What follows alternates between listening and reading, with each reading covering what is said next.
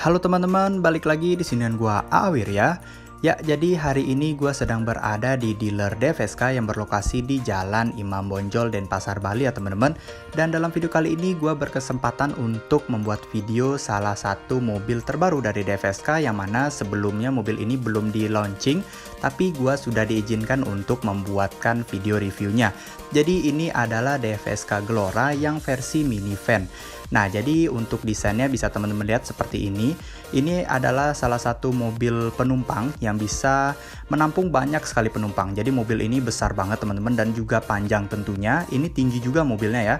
Jadi desainnya seperti ini. Untuk di bagian depan bisa kita lihat untuk lampunya dia di lampu sein masih menggunakan halogen, lampu utamanya juga masih menggunakan halogen. Untuk di bagian fog lampnya dia masih halogen juga dan di sebelahnya ini ada lampu juga untuk fog lampnya, keren banget. Jadi ada dua fog lamp ya di bagian bawah. Dan untuk di bagian bumpernya dia modelnya seperti ini mengotak dan di sini ada logo DFSK yang berwarna silver chrome, keren banget dan juga tentunya menambah kemewahan pada tampilan mobil ini. Nah, untuk di bagian wiper dia sudah model kekinian ya, jadi sudah frameless, ini keren banget tentunya. Dan untuk antenanya dia ada di bagian atas, dia masih menggunakan antena konvensional yang seperti biasa cuy yang digunakan untuk mobil-mobil. Dan untuk sen sampingnya dia seperti ini. Dan sekarang kita lanjut ke bagian kaki-kaki pada mobil ini. Untuk di bagian bannya sendiri dia masih menggunakan velg kaleng nih dengan profil ban 185/80R14 dengan rim cakram yang di bagian depan ya teman-teman. Untuk bagian samping mobil ini dia menggunakan spion yang besar banget nih, jadi dia mengotak, kesannya tegas dan juga besar. Jadi untuk melihat di bagian belakang itu lebih enak ya teman-teman. Dan untuk di bagian sampingnya mobil ini panjang banget dengan desainnya itu yang bisa dibilang seperti mobil-mobil travel pada umumnya. Nah, uniknya di sini untuk handle pintunya dia keren ya di sini. Gue suka banget model handle pintu yang seperti ini. Dan di bagian pintu belakangnya dia sliding door.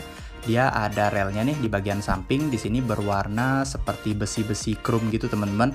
Dan kalau kita lihat untuk di bagian kacanya, dia di sini panjang banget ya. Jadi dari depan sampai belakang itu kacanya seperti menyatu.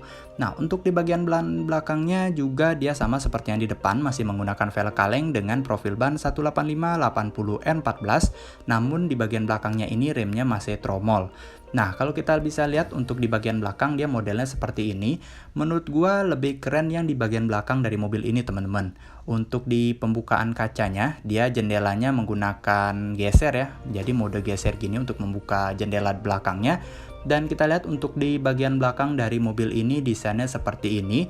Untuk di bagian lampu dia semuanya masih halogen teman-teman. Jadi lampu sein, kemudian lampu mundur dan juga lampu brake-nya dia masih menggunakan halogen. Di bagian bawah dia ada lampu mata kucing dan di sini ada tulisan DFSK, ada logo DFSK berwarna chrome dan ada tulisan Glora. Nah, sebenarnya ini adalah tempat wiper teman-teman tapi ditutup menggunakan karet dan di bagian atasnya ada high stop lamp. Sekarang kita akan lihat untuk di bagian kolong bawah mobil ini. Jadi di bagian bawah mobil ini dia digunakan sebagai tempat ban serep ya. Jadi kelihatan lebih rapi dan juga menghemat space dari mobil ini di bagian dalam. Jadi di bagian dalamnya bisa lebih luas dan sekarang kita akan lihat seperti apa kapasitas bagasi dari mobil ini. Ini untuk pintu bagasinya besar banget teman-teman dan dibukanya ke atas gitu ya, keren banget. Di sini dia ada menggunakan kulit gitu, materialnya keren banget dan juga halus. Kalau kita bisa lihat di sini kapasitasnya standar ya. Jadi di sini kurang lebih bisa menampung hanya sekitar 6-8 tas besar aja dengan tingkatan gitu. Jadi ditumpuk gitu tasnya.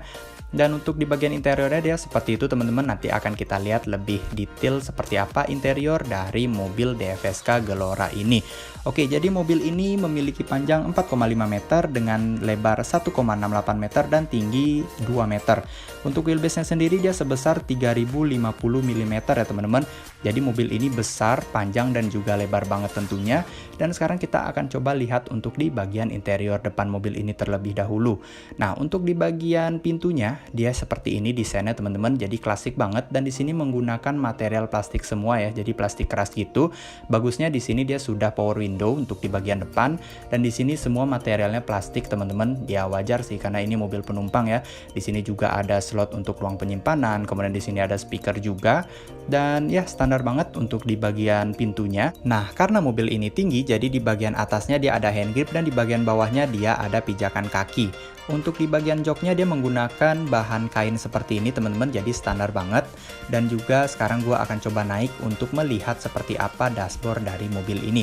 Nah, seperti yang bisa kita lihat, jadi seperti ini dia desain dari setir dan juga dashboard mobilnya. Dia sudah modern banget dan pandangan di depan itu benar-benar jelas banget karena mengingat mobil ini tinggi ya teman-teman. Jadi keren banget, pandangannya luas. Dan bisa kita lihat untuk di bagian dashboard di sini dia sudah ada lubang AC karena mobil ini sudah dilengkapi AC. Kemudian juga di sini bisa dijadikan ruang penyimpanan. Untuk di bagian dashboardnya dia menggunakan material plastik keras ya teman-teman. Di sini juga bisa ditaruh ruang penyimpanan, lubang AC, dan di sini ada laci penyimpanan yang lumayan besar, jadi dalam ke bawah gitu. Kemudian untuk di bagian tengah dashboard, di sini juga ada lubang AC, kemudian ada tombol lampu hazard, ada pengaturan AC, ada audio juga. Di sini dia masih single dim ya teman-teman. Dan di sini ada slot untuk menaruh HP juga atau kertas-kertas gitu. Di sini ada tombol AC dan juga ada putar-putaran AC-nya. Bagusnya di sini sudah ada pengaturan ventilasi dan juga ada tempat koin. Jadi ini seperti mobil-mobil pribadi gitu ya teman-teman. Untuk desain tuas transmisi seperti ini, jadi di bagian atasnya ada chrome, di bagian bawah juga ada kulit, dan untuk di handbrake-nya dia seperti ini modelnya.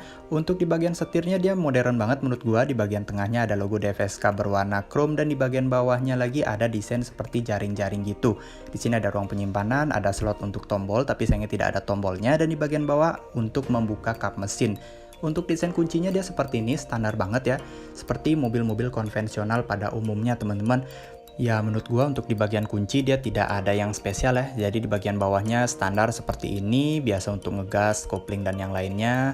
Kemudian di sini ada pengaturan lampu, pengaturan wiper, dan untuk di bagian dari MID-nya seperti ini. Jadi tampilannya masih sederhana sekali mengingat ini adalah mobil penumpang ya teman-teman. Jadi untuk di bagian kemewahan itu menurut gua minim sekali karena ini lebih mengedepankan fungsinya daripada kemewahannya. Jadi di bagian bawah juga ada 2 buah cup holder. Kemudian di sini ada sun visor tapi belum dilengkapi dengan vanity mirror. Di sini ada lampu interior juga. Di sini lampu interiornya unik ya, menurut gua keren banget, desainnya gua suka banget. Dan di sisi penumpang depan juga ada sun visor tapi tidak dilengkapi dengan vanity mirror. Oke, jadi langsung aja kita sekarang lihat untuk di bagian belakang dari mobil ini, yang mana bisa kita buka dengan menggunakan sliding door ini. Jadi ini masih menggunakan tenaga manusia ya, belum power sliding door. Dan ini menurut gua di bagian sampingnya, mengingat karena mobilnya tinggi juga dia ada pijakan kaki dan juga desainnya seperti ini teman-teman. Kalau kita ingin naik kita bisa injak di sini dan kita pegang untuk di bagian hand grip yang ada di samping sini. Oke, jadi untuk di bagian jok dia sama seperti yang di depan ya, menggunakan bahan kain seperti ini. Di sini juga ada ruang penyimpanan untuk di bagian belakang dari jok depan. Oke, jadi bisa kita taruh untuk buku, kertas, dan yang lainnya. Dan sekarang gue akan masuk untuk melihat seperti apa di bagian interior belakang dari mobil DFSK Gelora ini. Oke, jadi untuk di bagian belakang, di row tengahnya ini ada 3 kursi ya. Dan di bagian belakang juga ada 3 kursi, dan paling belakang banget ada 3 kursi lagi. Jadi total penumpang dari mobil ini sebanyak 11 orang teman-teman. Jadi ini mobilnya panjang dan juga tinggi banget. Untuk di lampu interior belakang juga seperti ini modelnya. Untuk di bagian handgrip juga ada di tiap row-nya, jadi aman banget. Kemudian seatbelt juga lengkap, di semua row juga ada seatbelt. Dan bagusnya di sini ada AC, jadi pengaturan AC-nya seperti ini. Namun sayangnya menurut gua untuk material yang digunakan AC ini standar banget ya teman-teman. Jadi kualitasnya menurut gua kurang.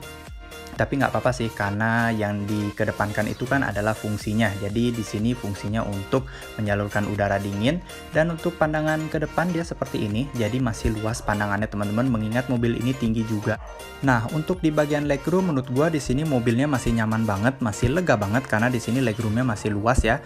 Untuk menutup pintu sliding door-nya di sini ada handle pintu yang mana unik banget ya penggunaannya. Jadi masih menggunakan tenaga manusia dan lumayan berat menurut gua untuk menutup pintu belakang dari mobil ini. Dan untuk membuka kaca jendelanya juga bisa kita geser. Jadi seperti ini, dia belum power window ya.